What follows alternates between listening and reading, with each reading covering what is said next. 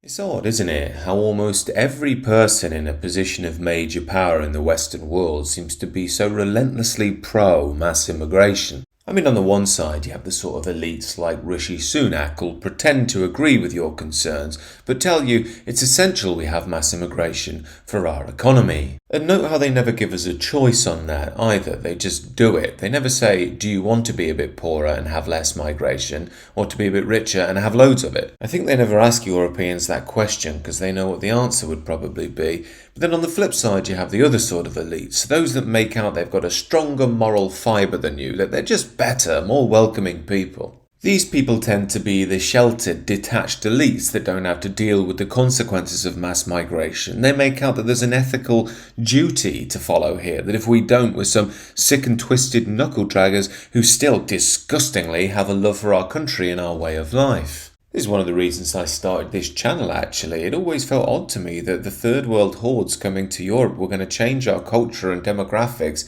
forever, irrevocably, and it seems to me perfectly moral and ethical to say, actually, I'm not sure I want that. Of course, if you hold this position, it will be made out in the mainstream liberal media and by the politicians that you're simply full of hate, that if you see a person with another skin colour, it puts you into a sort of apoplectic, egocentric rage. Now, personally speaking, I questioned myself for years on that accusation. After all, I hold to Christian belief. I believe every person has the spark of God within them and therefore has value. Second to that, I've always been very drawn to comparative mythology as a personal hobby. I've studied into Advaita Vedanta in the Hindu tradition, Sufism in Islam. I've explored the Noble Eightfold Path in Buddhism and Christian esotericism from Western culture. Now, while each of these traditions has its own beautiful expressions which inform a civilization, that's the whole point. They inform a specific civilization at a certain time. Henceforth, it's never made sense to me why the Western world is throwing out its own tradition and welcoming those of the rest of the world. This to me is an absolute tragedy. First, we've taken the floor away from Western culture, which has created modern Western man into a nihilistic, materialistic being.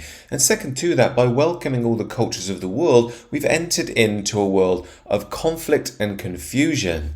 This is why I've always found it very hypocritical when leftists talk about respecting cultures and peoples. What they're doing in their policy is undermining what cultures and traditions are, not celebrating them. But how did we get in a position where the Western canon is ultimately destroyed? Well, I think it tells us one very important thing. The power structure at the moment is actually led by leftist ideology. What I mean is, historically, Europe was bound together by Christian values, the idea of the nation that you will fight for, and everything under the service of God. It was this structure that conservatism was created to defend, but we all know modern conservatives are more fussed about how much money they can earn and trying to show off to The Guardian and the BBC about how socially liberal they are. And now we can see that as we've had no one to defend our divine, sacred and ancient tradition, it's been taken over by a sort of cancerous growth that started with rational humanism and has metastasized into what we now know as wokeism. Now, this sickness has ran so deep that it hasn't just taken over our cultural institutions, our media, our government and academia,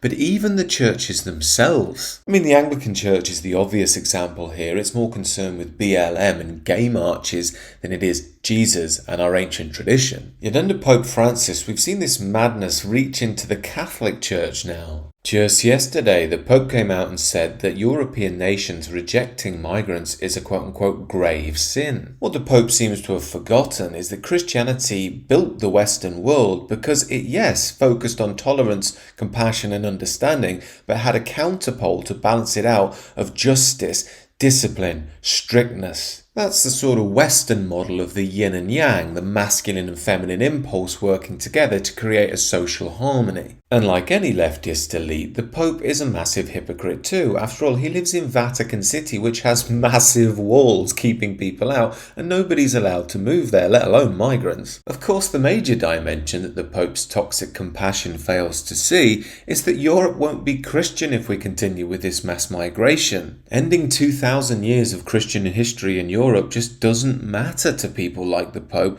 because he, like any Soros-style elite, can feel morally superior to the rest of us, adhering to a supposedly universal, non-biased value system as they betray their own religion, Europe and the people therein. Now, it pains me to say this because I have great respect for the Catholic tradition, but if you look at what Pope Francis actually thinks and how he acts, it's not that dissimilar to someone like Klaus Schwab. It seems to me that both of them are detached from Western tradition, and then that allows you to fall in to the wokeism of our day. And in their utopian ideologies, they can hide from the realities of the world that the rest of us can't. They don't have to deal, for instance, with this story, a quote-unquote man of quote-unquote Asian appearance who beat up 3 women at a petrol station recently. And on further reading, as you might guess, his name was Mohammed. Mohammed apparently beat the women up because they weren't dressed conservatively enough for him. And by the way, he got a £500 fine and no jail. Oh, and do remember, our elites over here were telling us recently that hatred against women was a form of terrorism. Do you think Yvette Cooper is going to call this guy a terrorist? Keir Starmer too said he wouldn't tolerate any disorder in the country. Do you think he's going to do anything about this guy not going to jail? Of course he's not. This is all because in their utopian ideology, leftists don't consider new arrivals as evil and stupid as we are, which is why they throw the book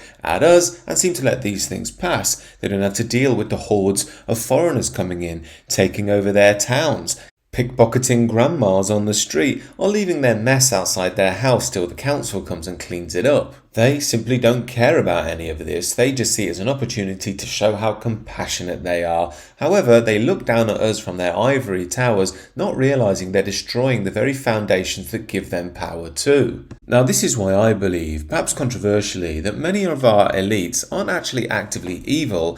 They're just sheltered idiots who go along with some quite dark people implementing these woke ideologies which are undermining the core of Western culture. Personally, I see it a lot like communism in Soviet Russia. Yes, there were some very dark, resentful figures at the top, but around them were lots of ideologues who really did believe in the utopian vision. That's what made them so very dangerous. Just incidentally on that, the Pope is the first Pope in 1,300 years to be not from Europe. He's from socialist South America. I do wonder if that has any bearing on his outlook. But the reality here is the elites can't see what the man on the street seemingly can, that Europe has been corrupted, that our tradition has been corrupted. We must see that there is a fight going on for Europe's soul. Now, I know it can seem bleak at times in the modern Western world, but I believe there is strong reason to have courage and faith. That's simply because while we basically don't have any power, the liberal power structure has taken over everything, we do have the truth on our side. We do have the vitality of the tradition. If we can reawaken that, we really do stand a chance of bringing Europe back home. So thank you for watching the video as always. These are just some of my thoughts. Do let me know what you think down below, and do consider subscribing to the channel.